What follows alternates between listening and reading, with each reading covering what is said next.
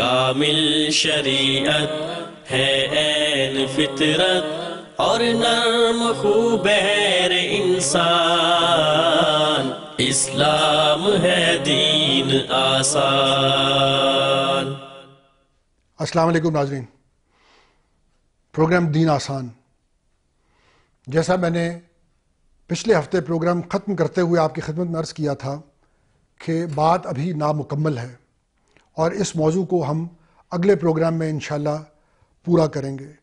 تو پچھلے ہفتے والا ہی موضوع میں آپ کے ذہنوں میں تازہ کر دوں کہ وہ عریانی اور فحاشی کا سیلاب جو دن رات ہماری ٹیلی ویژن اسکرین سے اگلا جا رہا ہے، ہمارے اخبارات جس سے بھرے ہوئے ہیں اور ہمارے شہروں کے بل بورڈ جس کی گواہی دے رہے ہیں، یہ سب کچھ کیا ہے، آج ہم اس پہ بات کریں گے۔ ہم سے ایک اصل میں بڑی غلطی ہوئی ہے۔ ہم نے دیکھا امریکہ میں یہ کام ہوتا ہے، مغرب میں یہ کام ہوتا ہے، ٹھیک ہے، ان کا اپنا نظریہ حیات ہے۔ مختصراً وہ یہ کہتے ہیں کہ انسان اپنی زندگی کے اصول خود بناتا ہے، جو کچھ محسوس کر رہا ہے وہی اصل زندگی ہے اور اس سے ماوراء کوئی زندگی نہیں ہے۔ اسی دنیا میں جو کچھ کرنا ہے، اس کے بعد نہ کوئی روح ہے، نہ کوئی آخرت ہے، نہ کوئی جزا و سزا ہے، اور جتنی لذت جسمانی آدمی اس دنیا میں کشید کر سکتا ہے اسے کرنی چاہیے، یہ ان کا نظریہ حیات ہے۔ ہم نے اس معاملے میں غلطی کھائی، ہم نے درست تجزیہ نہیں کیا۔ ان کی اچھی چیزیں ہیں، ان کی بری چیزیں ہیں۔ ان کی اچھی چیزیں ان کو اپنانے کے لیے ہم تیار نہیں ہوئے۔ ان کا علم، ان کی یونیورسٹیاں، ان کے کالجز، ان کی لیبارٹریز، ان کے ادارے، ان کا نظم و ضبط، بنیادی حقوق کی فراہمی، بنیادی ضروریات زندگی کی عوام کو فراہمی، یہ ان کی اچھی چیزیں تھیں۔ یہ جو میں پروگرام کے شروع سے اب تک آپ کو دکھا رہا ہوں، یہ ان کی کمزوریاں ہیں، یہ ان کی لغزشیں ہیں۔ ہم نے غلطی یہ کی کہ ہم نے ان چیزوں کو بھی ان کے ترقی کے عوامل میں شمار کر لیا۔ ہم نے پاگلوں کی طرح ان چیزوں کو بھی اپنانے میں فخر سمجھا۔ بات یہ ہے کہ یہ ان کی کمزوریاں اگر ان میں نہ ہوتی تو وہ آج اس سے زیادہ ترقی کر رہے ہوتے، وہ اس سے زیادہ اوپر چلے گئے ہوتے۔ یہ تو بڑی خطرناک چیزیں ہیں۔ ان کا معاشرہ ایک بہت بڑا خلا، دیکھیے، خاندان نہ ہو جو ایک دوسرے کو سپورٹ کرتا ہے، اوپر سربراہ خاندان نہ ہو، باپ نہ ہو، وہ سوسائٹی آری ہے خاندان سے۔ وہ بچے بغیر والد کی محبت کے پروان چڑھ رہے ہیں۔ ایک بہت بڑا خلا ہے اس معاشرے میں۔ ناظرین، ایک طرف امریکہ ہے اور دوسری طرف ہم ہیں پاکستان۔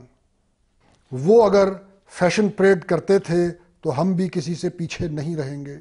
ہماری خواتین بھی اسی طرح عریاں ہو کر، برہنہ ہو کر پاکستان کے مسلمانوں کے سامنے اپنے جسم کی نمائش کریں گی۔ وہ اگر فلموں کے ایوارڈز دیتے تھے تو ہم بھی پیچھے نہیں رہیں گے، ہم بھی ان کا اہتمام کریں گے اور وہ سب کچھ کریں گے جو وہاں پر کیا جاتا تھا۔ اب آپ کیا سمجھتے ہیں کہ اس کے نتائج کیا نکلیں گے؟ اس سے مختلف، کیونکہ ہمارا تو خدا کے ساتھ تعلق ہے، یہاں تو ویسے نتائج نہیں نکلنے چاہیے۔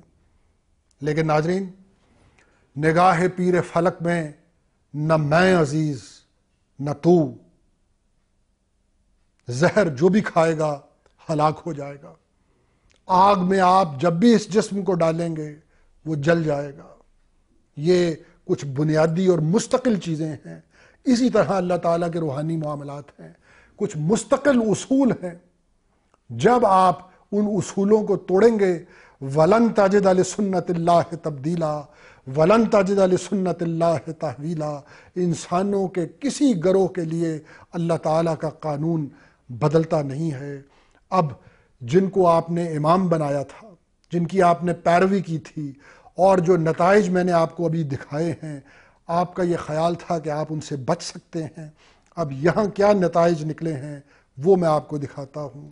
یہ دیکھیے، یہ جو سب کچھ میڈیا پہ ہوتا ہے، اخبارات میں جو تصویریں چھپتی ہیں، جو ہمارے شہروں میں بل بورڈز لگتے ہیں، اور جس عریانی کا اور جس ہیجان خیزی کا مظاہرہ کیا جاتا ہے، آپ کیا سمجھتے ہیں جذبات میں ایک تلاطم پیدا نہ ہوتا ہوگا؟ اور جب ایک ہیجان کسی انسان کے اندر پیدا ہو جائے تو پھر وہ اپنا کوئی نہ کوئی راستہ ڈھونڈتا ہے، اور جب وہ راستہ ڈھونڈتا ہے تو پھر یہ منظر تخلیق ہوتے ہیں۔ یہ دیکھیے، اوباشوں کی میٹرک کی طلبہ سے اجتماعی زیادتی، اور یہ دیکھتے چلے جائیے، 1.5 اور 3 سالہ بچیوں سے زیادتی کی کوشش، 13 سالہ بچی زیادتی کے بعد قتل۔ آپ کا میڈیا، آپ کے بل بورڈز، آپ کے اخبارات دن رات نوجوان نسل کے اندر ایک جنسی ہیجان پیدا کر رہے ہیں، اور وہ جنسی ہیجان اخباری خبریں دیکھیے ان میں ظاہر ہو رہا ہے۔ 5 اوباشوں کا 11 سالہ گداگر بچی سے اغوا کے بعد گینگ ریپ، اجتماعی زیادتی۔ یہ دیکھیے، چیچا وطنی اوباش کی ذہنی معذور نابینا خاتون سے زیادتی۔ شیخوپورہ گرلز کالج کے ملازم کی طالبہ اغوا کر کے 7 روز تک زیادتی، اغوا اور زیادتی۔ یہ دیکھیے،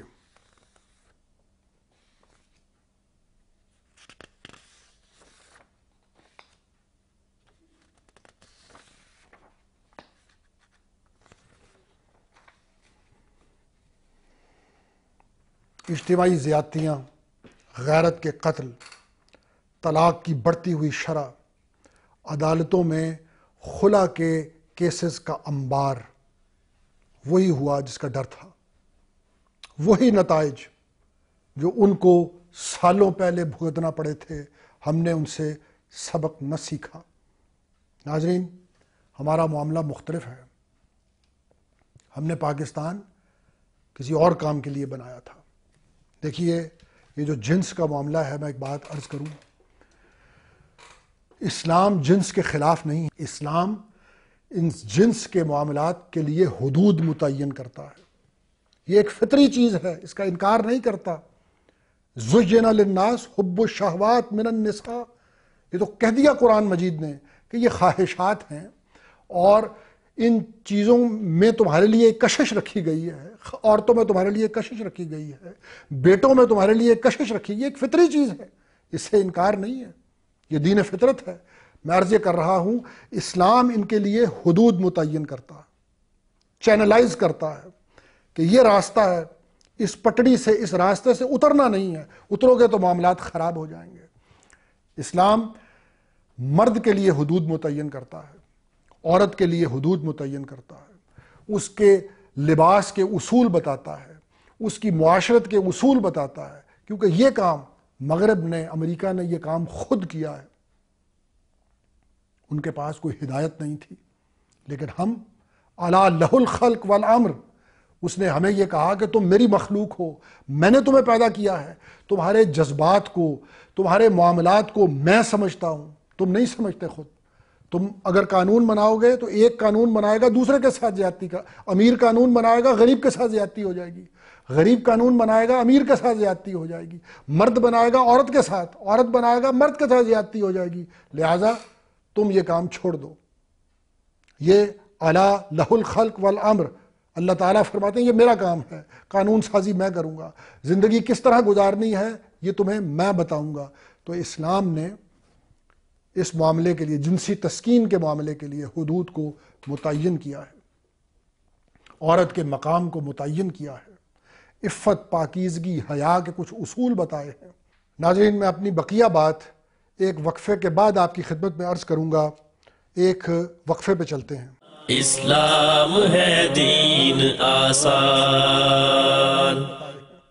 حضور اقدس علیہ الصلوۃ والسلام نے کیا فرمایا؟ لکل دین خلق وخلق الاسلام الحیا۔ ہر دین کا ایک طریقہ ہوتا ہے اور ایک امتیازی چیز ہوتی ہے، اور اسلام کی وہ امتیازی چیز حیا ہے۔ اسلام نے جب یہ کہا قرآن مجید نے بدکاری کے قریب مت جاؤ، یہ نہیں کہا کہ بدکاری مت کرو، اس کے قریب بھی مت جاؤ، یعنی جو اس کی تمہید ہے، جو اس کے مبادیات ہیں، جو مقدمات ہیں، تم ان کی طرف بھی مت جانا۔ اور پھر حضور اقدس علیہ الصلوۃ والسلام نے یہ فرمایا کہ یہ جو آنکھیں ہیں، العینان تزنیان، یہ آنکھیں بھی بدکاری کی مرتکب ہوتی ہیں۔ حضور اقدس علیہ الصلوۃ والسلام نے یہ فرمایا کہ نظرۃ سہم من سہام الشیطان، کہ یہ جو آنکھ ہے، جو شیطان کا طریقہ واردات ہے، وہ اس آنکھ سے بہت کام لیتا ہے، یہ اس کے تیروں میں سے ایک تیر ہے، یعنی سارا ڈیٹا جو ہے یہ اس آنکھ سے ہی اندر جاتا ہے، اور پھر دماغ اور پھر دل میں ناپاک منصوبے جتنے بنتے ہیں، سب سے پہلے آنکھ نے اس چیز کو دیکھ کر دماغ کو اور دل کو وہ ڈیٹا پہنچایا ہوتا ہے۔ تو ہم دن رات العینان تزنیان، یہ ہمارے شہروں میں جو بورڈ لگے ہوئے ہیں، ہم دن رات اپنے گھروں میں بیٹھ کر ٹیلی ویژن کی اسکرین پر، صبح کے وقت اخباروں میں العینان تزنیان، یہ شیطان کے تیروں میں سے ایک تیر ہے۔ کیا کہا ہمیں؟ یغضوا من ابصارہم، تم اپنی نگاہوں کو نیچا کر لیا کرو، یہ حیا کا تقاضا ہے۔ یہ بات میں وہ عرض کر رہا ہوں کہ اصول بتا دیے ہمیں کہ اس طرح زندگی گزارنی ہے، عورت کا یہ مقام رکھنا ہے اپنی زندگی میں۔ ناظرین، ہمیں یہ سب کچھ بتایا گیا تھا کہ زندگی اس طرح گزارنا، اور ہم نے وعدہ بھی کیا تھا، لیکن ہم کیا کر رہے ہیں؟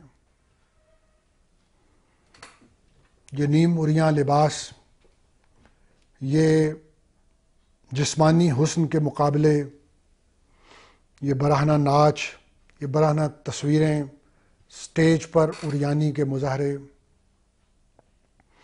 ناظرین، ہم سمجھانا یہ چاہتے ہیں کہ شیطان کا طریقہ واردات کیا ہے، ہم بتانا یہ چاہتے ہیں کہ وہ کون سے ہتھ کنڈے ہیں جن سے وہ ہم پہ حملہ آور ہو رہا ہے۔ امریکہ میں یہ کام ہوتا ہے، مغرب میں یہ کام ہوتا ہے، ہم نے ان کو اپنا امام سمجھ لیا ہے ان معاملات میں، اور ہم آنکھیں بند کر کر ان کے پیچھے چل رہے ہیں۔ کیوں ناظرین؟ ہمارا امام تو کوئی اور تھا، ہمارا امام تو وہ تھا جس نے بے حیائی کے بتوں کو ڈھایا تھا، جس نے اس کے خلاف جہاد کیا تھا، اور جس نے یہ کہا تھا کہ میں کل امر جاہلیہ موضوعۃ تحت قدمیہ، کہ میں جاہلیت کے تمام معاملات کو اور تمام بتوں کو آج اپنے قدموں تلے پامال کر رہا ہوں۔ یہ برہنگی کوئی نئی چیز نہیں ہے، یہ اس وقت بھی تھی۔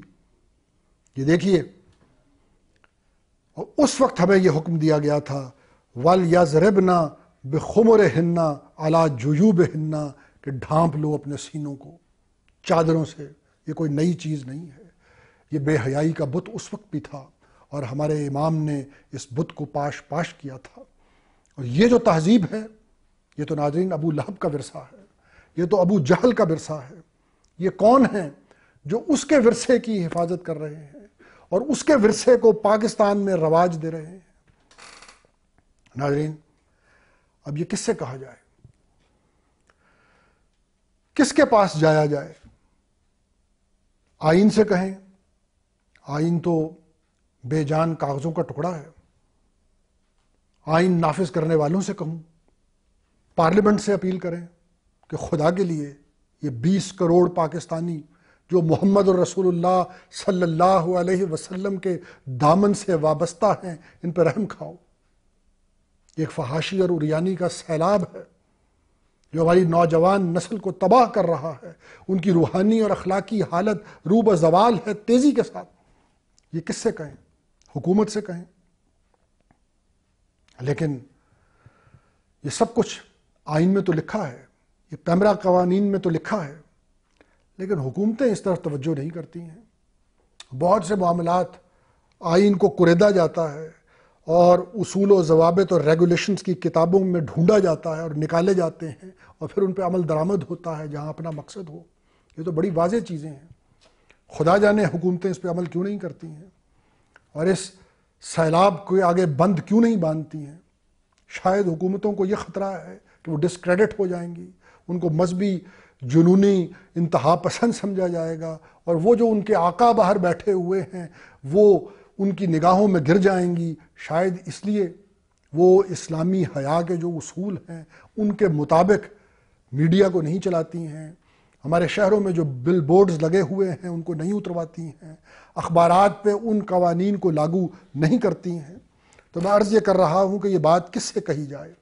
حکومت سے کی جائے، پیمرا سے کی جائے، ہاں، یا علماء سے کی جائے کہ اکٹھے ہو جاؤ، تم تو اس معاملے کو سمجھتے ہو، تم تو اسلامی حیا کے تصور کو سمجھتے ہو، تم اکٹھے کیوں نہیں ہوتے ہو؟ تم تحریک کیوں نہیں چلاتے ہو؟ تم پاکستان کے عوام کو جھنجھوڑتے کیوں نہیں ہو؟ رائے عامہ کو بیدار اس معاملے پہ کیوں نہیں کرتے ہو؟ فقہی معاملات میں تو علماء اکٹھے نہیں ہو سکتے ہیں، کیونکہ کسی کا مسئلہ کچھ اور ہے، کسی کا مسئلہ